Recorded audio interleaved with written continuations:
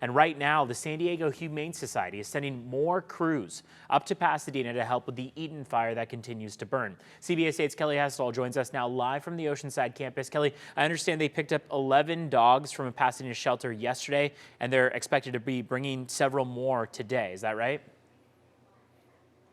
That's right, and to be clear, these are dogs that were already up for adoption in Pasadena, so they're bringing them here to free up shelter space there because more dogs are coming in because of the fires. So this is Ellie. She is one of the 11 dogs that was brought here last night. She's about 2 years old. She is very sweet, and she's looking for her forever home. The fires in LA and around the county are devastating. We know that it's affecting hundreds of thousands of people, and Pasadena Humane Society is seeing hundreds of animals burned and evacuated from their homes coming to them for care right now. So we really were grateful to be able to step in and help when we got that call that they needed assistance. And so that was Jordan Fry with the San Diego Humane Society. We have some video of one of their crews leaving yesterday for the Pasadena Humane Society to help evacuate pets impacted by all of the devastating fires in the Los Angeles area. Now, she says the Pasadena shelter is seeing lots of dogs coming in, burned, injured.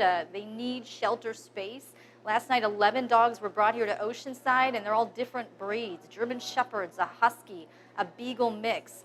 So the drive from LA can be stressful. They're settling in today, getting used to this new environment, and hopefully will find their forever homes now here in San Diego. So this is happening as our own shelters here are already over capacity. We've talked about that before, but obviously San Diego is not going to turn its back on any animals. So back out here live, more dogs will be arriving from Pasadena this afternoon. There are crews there right now picking them up.